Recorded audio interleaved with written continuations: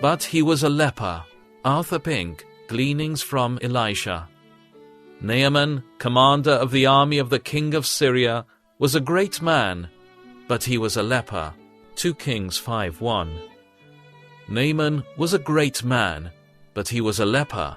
He was the victim of a loathsome and incurable disease.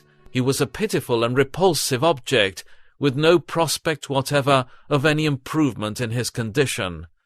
Yes, my reader, the highly privileged and honored Naaman was a leper, and as such he portrays what you are and what I am by nature. God's word does not flatter man.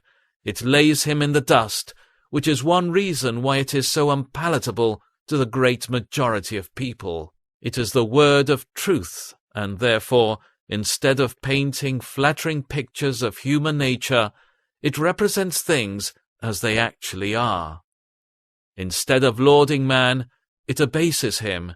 Instead of speaking of the dignity and nobility of human nature, it declares it to be leprous, sinful, corrupt, depraved, defiled. Instead of eulogizing human progress, it insists that every man at his best state is altogether vanity. Psalm 39:5. And when the Holy Scriptures define man's attitude toward and relationship with God, they insist that there is none righteous, no, not one. There is none that understands. There is none that seeks after God. Romans 3:10 and 11.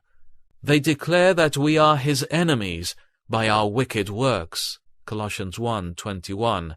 And that consequently we are under the condemnation and curse of God's law, and that his holy wrath abides on us. John 3:36. The word of truth declares that by nature all of us are spiritual lepers, foul and filthy, unfit for the divine presence, being alienated from the life of God. Ephesians 4:18. You may occupy a good position in this world, even an eminent station in the affairs of this life. You may have made good in your vocation and wrought praiseworthy achievements by human standards. You may be honorable in the sight of your fellows, but how do you appear in the eyes of God? You are a leper, one whom his law pronounces unclean, one who is utterly unfit for his holy presence. As it was with Naaman, so it is with you. He was a great man, but a leper. We would not be faithful to our calling were we to glide over that in God's word, which is distasteful to proud flesh and blood, nor would we be faithful to our readers if we glossed over their frightful and fatal natural condition. It is in their soul's interests that they should face this humiliating and unpleasant fact, that in God's sight they are spiritual lepers. But we must personalize it. Have you, my reader, realized this fact in your own case? Have you seen yourself as you are in God's sight? Are you aware that your soul is suffering from a disease that neither you nor any human being can cure? It is so, whether you realize it or not.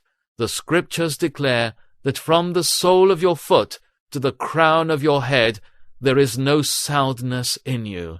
Yes, that in the sight of the holy God you are a mass of wounds and bruises and putrefying sores. Isaiah 1:6. Only as you penitently accept that divine verdict is there any hope for you.